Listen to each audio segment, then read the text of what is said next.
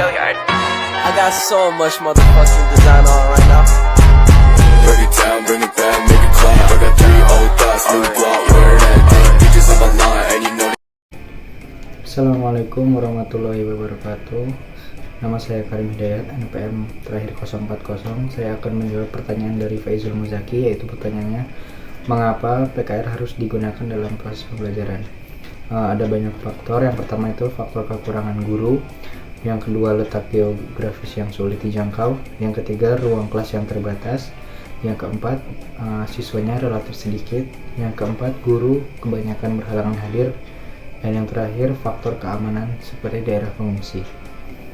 Selanjutnya saya akan menjawab pertanyaan dari Agildia Febrian, yaitu bagaimana cara mengatasi peserta didik yang lambat dalam menilai pembelajaran. Ada banyak caranya, diantaranya mengajak siswa aktif dalam pembelajaran, bisa dengan berdiskusi atau bertanya jawab. Lalu yang kedua, membuat suasana kelas menjadi menyenangkan, bisa dengan cara bermain atau menggunakan media-media yang bisa membangkitkan keaktifan siswa. Lalu yang ketiga, memberikan pujian kepada siswa yang bertanya atau memberikan jawaban.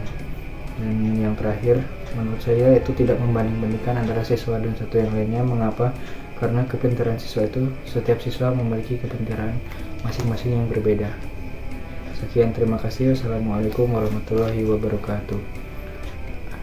Nah, sekarang saya akan menjawab pertanyaan dari Leni Eka Puspita. Pertanyaannya, sebutkan contoh penerapan pembelajaran kelas rangkap dalam teori belajar konstruktivisme.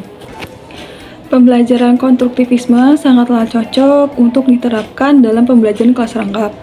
Karena pada pembelajaran konstruktivisme, guru tidak begitu terbebani dalam mengajar, dikarenakan guru membiarkan siswa untuk belajar mandiri atau sendiri, namun guru juga sesekali memberi dorongan apabila ada suatu masalah yang tidak dapat diselesaikan oleh siswa tersebut.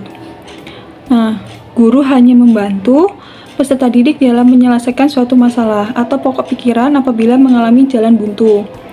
Guru juga mendorong peserta didik untuk belajar secara kooperatif dalam menyelesaikan suatu masalah atau pokok pikiran yang berkembang di kelas.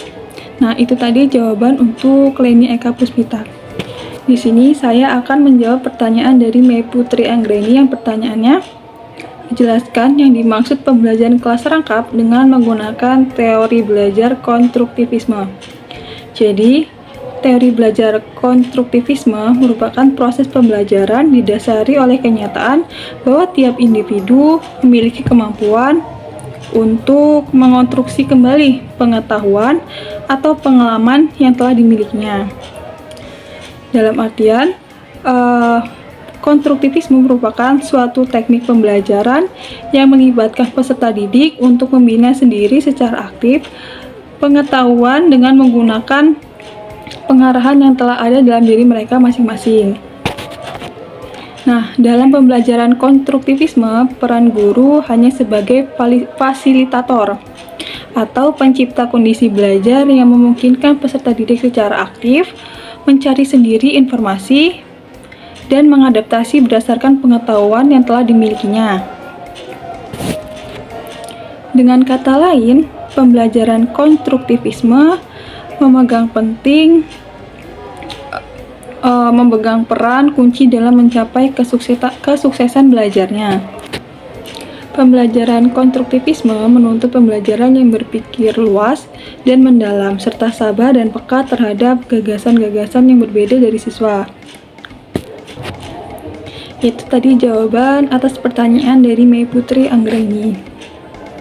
Pertanyaan dari Eva yaitu contoh penerapan pembelajaran kelas rangkap dengan menggunakan model cooperative learning.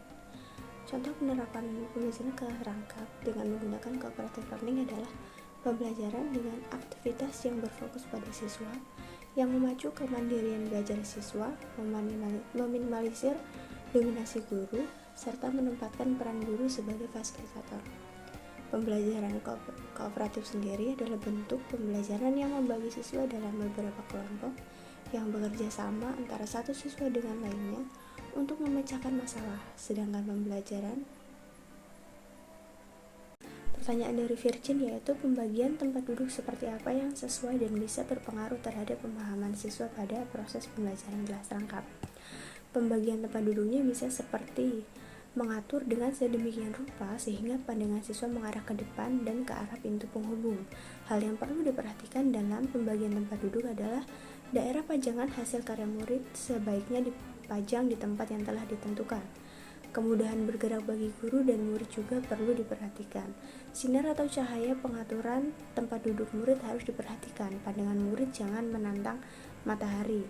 Papan tulis, penggunaan 2 papan tulis dalam pembelajaran kelas rangkap akan lebih baik. Bangku dan kursi jangan menggunakan bangku yang menjadi satu. Dan meja guru serta meja siswa diletakkan di tempat yang memungkinkan. Sudut aktivitas sehingga murid dapat bekerja atau belajar di sudut itu tanpa mengganggu murid lain. Pertanyaan dari Indah yaitu solusi guru berhalangan hadir untuk mengajar. Solusi dari permasalahan tersebut adalah dengan menggunakan pembelajaran kelas rangkap sendiri, yaitu dengan menggabungkan kedua kelas untuk melakukan pembelajaran bersama-sama. Kelas dengan guru yang tidak hadir akan digabungkan dengan kelas yang gurunya hadir. Namun dengan tetap pada peraturan yang ada, yaitu guru dapat mengkondisikan 2 kelas tersebut. Nah, jadi tidak akan ada namanya kelas kosong karena tidak ada guru yang hadir untuk mengajar. Assalamualaikum warahmatullahi wabarakatuh. Perkenalkan, nama saya Paulia Uswatun Hasanah, NPM 042 dari kelompok 4. Dalam kesempatan kali ini saya akan menjawab pertanyaan teman-teman saya. Yang pertama ada Umi. Pertanyaannya, apa kendala atau kesulitan dari pembelajaran kelas rangkap? Jawabannya adalah permasalahan mengelola pembelajaran kelas rangkap yang dihadapi guru yaitu adalah kesulitan memadukan materi yang akan diajarkan, karena itu 2 kelas atau lebih ya kalau dalam PKR itu. Selain itu juga sulitnya melakukan perencanaan pembelajaran, pelaksanaan pembelajaran, dan cara mengevaluasi proses pembelajaran yang dilakukan.